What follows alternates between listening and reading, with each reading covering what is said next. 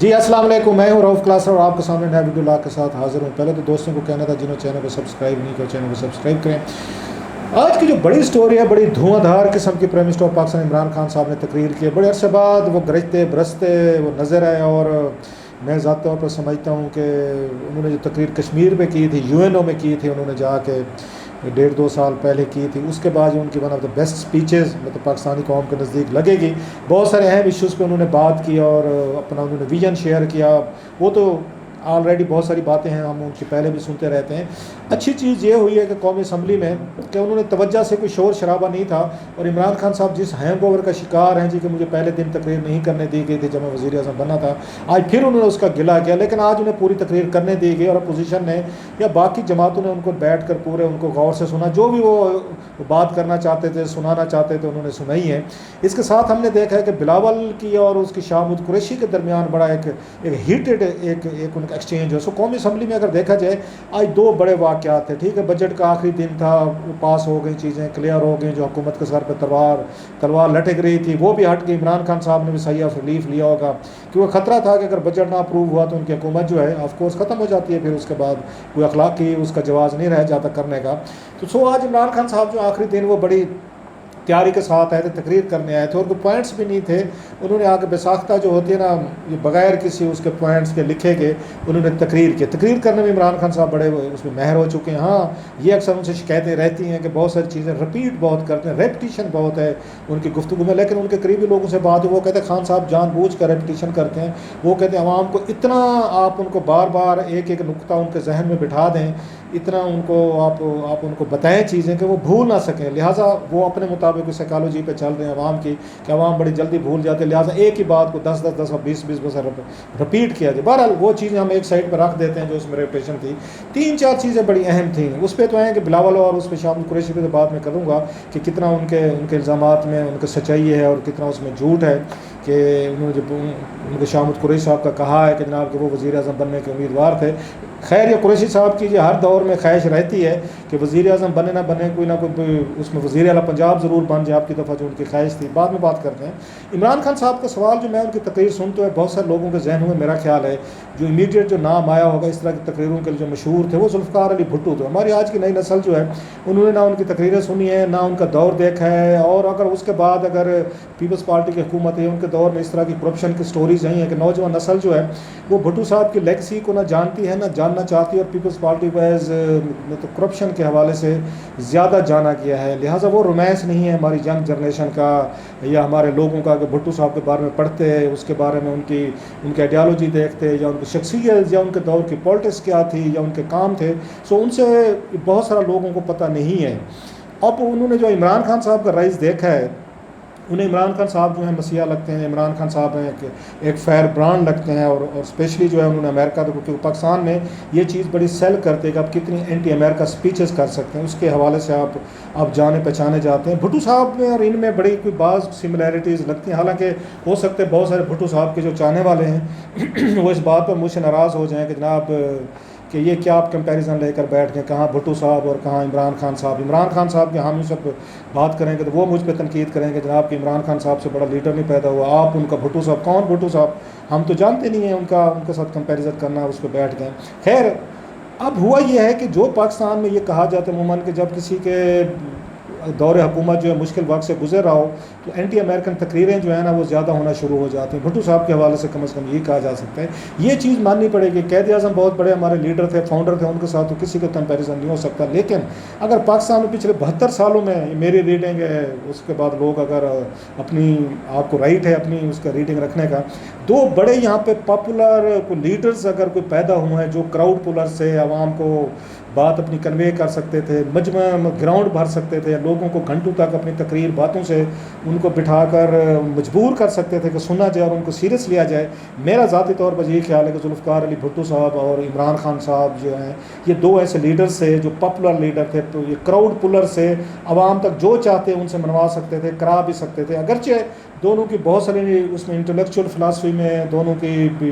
اس میں اپروچز میں ٹائمز میں بڑا فرق ہے۔ بھٹو صاحب بہت پڑھے لکھے آدمی تھے، کتاب بہت پڑھتے تھے، عمران خان صاحب لاکھ وہ کہتے رہے کتاب پڑھتا ہوں، مجھے معذرت کے ساتھ مجھے خود بھی تھوڑا سا کتابوں کا پڑھنے کا شوق ہے، ان میں وہ ڈیپتھ آپ کو نظر نہیں آتی، انٹلیکچوئل ڈیپتھ، وہ جتنی بھی بتاتے ہیں آپ کو اسلامی کتابیں یا اسلامی ہیرو کی کتابیں ضرور بتائیں گے، ادروائز اس کے علاوہ دنیا بھر میں کیا چھپتا ہے، کیا لکھا پڑھا جاتا ہے، یہ خان صاحب کی اس تک اپروچ نہیں ہے، انہوں نے اپنے آپ کو اسلامک کے ایک اس پہ رکھا ہوا ہے، فوکس رکھا ہوا ہے، ایک پاپولر سی بات ہوتی ہے۔ اور بھٹو صاحب کی لائبریری ایشیا میں دنیا میں بڑی وہ مشہور لائبریری تھی، خیر بہت ساری کامنالٹیز ہیں، بہت سارے نہیں ہیں۔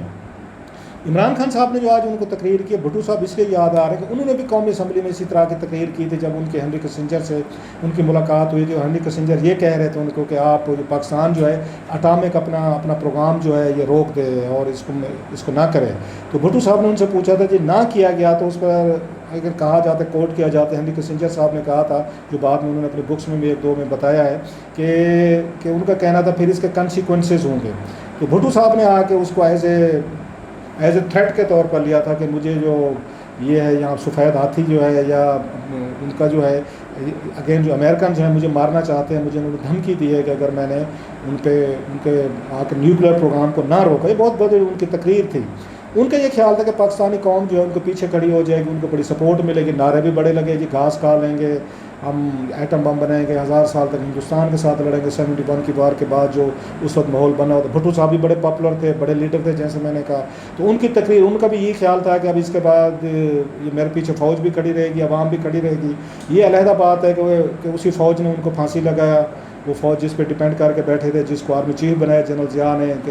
کہ انہوں نے، اور بعد میں پتہ چلا وہ ان کے کہتے تھے کہ شاید کہ CIA پیچھے کھڑی تھی، تو انہوں نے اسٹیبلشمنٹ کے ساتھ مل کر ساری کوک رہی تھی، کہ انہیں یہ لگا تھا کہ بھٹو صاحب کے ساتھ مزید بزنس پاکستان میں نہیں ہو سکتا، ان کا ہٹایا جانا ضروری ہے کیونکہ یہ تو اب مرنے مرانے پہ تیار ہو گئے۔ اور وہی بھٹو صاحب بھی توقع کیے بیٹھے تھے کہ پتہ نہیں کتنی بڑی عوام نکلے گی ان کے لیے پیچھے آئے گی یا فوج آئے گی۔ پتہ یہ چلا ان کے جناز میں 20 لوگ بھی وہاں پہ شریک نہیں تھے، صبح سویرے ان کو دفن کر دیا گیا، باقی ریسٹ از ہسٹری۔ آج عمران خان صاحب نے بھی اسی طریقے کی انہوں نے بات کی ہے، جو ان کا وہ لگ رہا ہے 2-3 ایشوز آ رہے ہیں سامنے۔ ایک تو جو بائیڈن نے ان کو ٹیلی فون کال نہیں کی عمران خان صاحب کو، جو میرا خیال ہے ان کو کال کرنی چاہیے تھی۔ پاکستان نے بڑا ایک اہم ایلے رہا ہے، جس نے بڑی ان کے لیے قربانیاں دی ہیں، اگرچہ امریکن کہتے ہیں جناب آپ نے قربانیاں دی ہیں تو پیسے بھی لیے ہیں، پیسوں کا ذکر ہم نہیں کرتے، 32 ارب ڈالر ہم نے لیے ہیں اس کے بدلے میں، اب وہ ڈالر ہماری فوجی اسٹیبلشمنٹ نے لیے ہیں، ہماری پولیٹیکل اسٹیبلشمنٹ نے لیے، کس نے لیے ہیں، کس کے پاس گئے ہیں، اس کی بات ہم میں سے کوئی کرنے کو تیار نہیں۔ امریکن سے بات کریں تو وہ کہتے ہیں بھائی صاحب کہ there are no free lunches, آپ کو ہم نے اگر آ کے آپ نے ہمیں لنچ کروایا تو ہم نے 32 ارب ڈالر کا اس کا باقاعدہ بل پے کیا تھا آپ کو، جس کی ان کے پاس رسیدیں بھی ہیں، وہ دکھاتے، وہ کہتے ہیں مفت میں تو نہیں کر رہے تھے آپ، پیسے نہ لیتے ہم سے، نہ کرتے، ہماری اسٹیبلشمنٹ فوج کا آپشن تھا، سو ہم نے پیسے بھی لیے اور ہم ساتھ میں اپنے 70,000 بندے جو عمران خان صاحب ٹھیک کہہ رہے تھے وہ بھی کیے، ہم نے اپنا ملک بھی تباہ کرایا۔ لیکن اس وقت ہماری فوجی اسٹیبلشمنٹ یہ جواز دے رہی تھی کہ ہم نے اڈے نہ دیے، ہم نے اگر تعاون نہ کرا تو انڈیا سے اڈے لے لیں گے اور سارے جہاز جو ہیں وہ پاکستان سے گزریں گے، اور کوئی پتہ نہیں ہے کہ کوئی جہاز اوپر سے گزرتے ہوئے ہمارے نیوکلیر بم جو ہیں، نیوکلیر انسٹالیشن جو ہیں ان پر کوئی بم ہی نہ گرا جائے۔ سو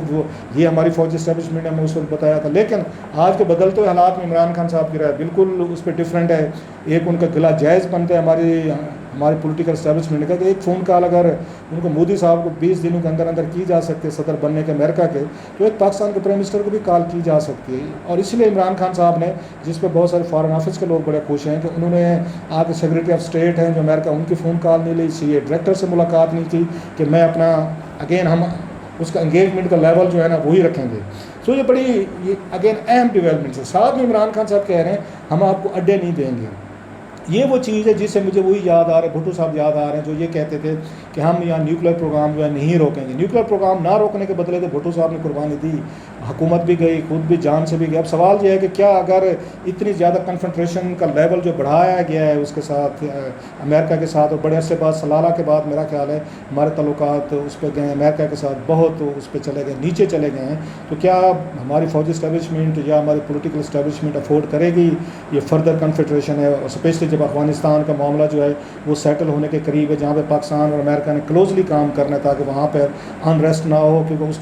اس کا ڈائریکٹ امپیکٹ ہم پر آ کر پڑے گا۔ سو عمران خان صاحب کے لیے اب وہ ٹھیک ہے پاپولر، جیسے میں نے کہا پاپولر تقریریں ہوتی ہیں جس سے ان کا اپنا آپ کا گرینجر جو ہے وہ تو بہت بڑھ جاتا ہے، لیکن سم ٹائم اگین ہو سکتا ہے لوگ کہیں کہ جناب کہ انہوں نے ملک اور قوم کے مفاد میں بات کی ہے کہ پاکستان کو مزید کسی وار اینڈ ٹیرر کا حصہ نہیں بننا, کوئی مزید ہم نے اپنے اڈے دے کہ طالبان کو دشمن نہیں بنانا, چیزیں نہیں کرنی. یا خان صاحب جس طریقے سے رومانٹیسائز بھی کرتے ہیں طالبان کے حوالے سے, ان کی اپنی سوچ ہے, وہ اسامہ بن لادن کو شہید کہنے کو تیار نہیں ہے, حکومت ان کی نہیں سمجھتی, حالانکہ ہمارے فوجیوں کو انہوں نے شہید کیا, القاعدہ نے کیا, طالبان نے کیا, وہ انہوں نے اپنی لائن لی ہوئی. اب ہماری اسٹیبلشمنٹ اس پہ بھی غیر اس پہ خاموش ہے, جب ان کا اپنا سٹینس ہے. سو عمران خان صاحب کی تقریر جو ہے ان کا ذاتی پروفائل تو بڑھا جائے گی, ان کے فالوورز میں لوگوں کو لگے گا ہم بڑی غیرت مند قوم ہے, لیکن مجھے کہیں پہ یہ لگتا ہے کہ بھٹو صاحب والی بھی جو ان کا سٹانس تھا بڑا بولڈ سٹانس تھا, پاپولر تھا, لیکن آخرکار ان کے لیے نقصان دہ ثابت ہوا. دیکھنا یہ ہے کہ انہوں نے جو امریکن کے ساتھ ایک ڈائریکٹ ایک ہمارے پرائم منسٹر نے ایک لائن لے لی ہے, اس کے کیا کنسیکوینسز نکلیں گے. کیا وہ بھٹو صاحب والے نکلیں گے, یا آپ کی دفعہ وہ کہتے ہیں نا برج کے نیچے سے, یہ پلوں کے نیچے سے بہت پانی نکل گیا ہے, اب کی دفعہ زندگی حالات جو ہے نا بڑے مختلف ہوں گے. لیکن یہ بات طے ہے کہ ہماری اسٹیبلشمنٹ جو ہے نا یا پاکستان ہے, اب کچھ بھی کر لیں, تقریریں اپنی جگہ پہ بھٹو صاحب نے بھی کر کے دیکھ لی تھی, عمران خان صاحب بھی کر رہے ہیں, ہماری اسٹیبلشمنٹ کا گزارا امریکہ کے بغیر نہیں ہوتا. تو یہ اب اس کے کیا نتائج نکلیں گے ہم آنے والے دنوں میں دیکھیں گے کہ امریکنس کو اگر پاکستان اڈے نہیں دیتا تو پھر وہ اڈے کہاں سے ارینج کرتے ہیں, یا پاکستان کی ایئر سپیس وہ یوز کریں گے یا کیا کریں گے. بہرحال لیٹ سی, وہ تقریر میں نے جیسے کہا عام آدمی کے لیے بہت بڑی تقریر تھی, اس کے نتائج کا ہمیں دیکھنا پڑے گا. ہو سکتا ہے وہی نکلیں جو عمران خان صاحب کہہ رہے ہیں کہ ملک میں افغانستان میں پیس ہو, یا ہم غیرت مند قوم بن جائیں, یا دیگر وہ میں نے کہا کہ بڑی طاقتیں جو ہیں بعض دفعہ وہ دیکھتی ہوتی ہیں کہ اگر کوئی پولیٹیکل پرائم منسٹر ڈیلیور نہیں کر رہا, اور پاکستان کے حوالے سے ہمیشہ یہ سمجھا جاتا ہے کہ یہاں پولیٹیکل پرائم منسٹر جو ہے نا وہ بات نہیں مانتے. نواز شریف صاحب نے بل کلنٹن کی بات نہیں مانی تھی, دھماکے کیے تھے. بھٹو صاحب نے بھی ہنری کسنجر کی بات نہیں مانی تھی, وہ پھانسی لگ گئے تھے. عمران خان صاحب بھی جو بائیڈن جو سی اے کی بات نہیں مان رہے کہ اڈے نہ دے کے, ان کے لیے بھی مشکلات لوگ کہتے ہیں پیدا ہو سکتے ہیں. سب جو آسانیاں ہوتی ہیں ہماری فوجی اسٹیبلشمنٹ کی ہوتی ہے. جرنیل جو ہے نا ہمارے, وہ کوئی نہ کوئی ڈیل مار لیتے ہوتے ہیں. یہ میسج چلا جاتا ہوتا ہے ان کو, قوموں کو, ان کو کہ جناب کہ اس ملک میں بہتر ہے کہ جناب کہ آپ ایک بندے سے, فوجی جنرل سے ڈیل کریں, ڈکٹیٹر سے یا پارلیمنٹ سے یا پھر وزیر اعظم سے, کیبنٹ سے یا ان سے کون ڈیل کرے. سو بعض دفعہ اس طرح کے خطرات بھی ہوتے ہیں. پاکستان کے پولیٹیکل پرائم منسٹر عوامی دباؤ کے سامنے نہیں روک سکتے, لیکن انٹرنیشنل دباؤ میں آ کے ہماری اسٹیبلشمنٹ جو ہے نا وہ کچھ ایسے کام کر جاتے ہیں جس سے پاکستان میں جمہوریت اور پولیٹیکل پروسیس کو خطرات ہوتے ہیں. خیر اس میں ہم بات کرتے رہیں گے. کوئکلی میں کہوں جو ان یوزول سا میچ پڑا ہے وہ تھا ان کا آگے شامد قریشی کا اور اس کا بلاول کا. اگرچہ شامد قریشی جو ہے وہ بڑے وہ رہتے ہیں, وہ مطلب کوشش کرتے ہیں کسی پہ ذاتی حملے نہ کریں, اور ان کے حالانکہ ان کا سٹائل جو گفتگو تقریر کا بڑا جیلی قسم کا فیک لگتا ہے. میں تو کبھی ان کا کبھی کوئی ایڈمائرر نہیں رہا ان کی تقریروں کا, لیکن بلاول کے ساتھ آج جو ان کی آئی ہے وہ بھی اپنے بینچز کو, کیونکہ انہوں نے جب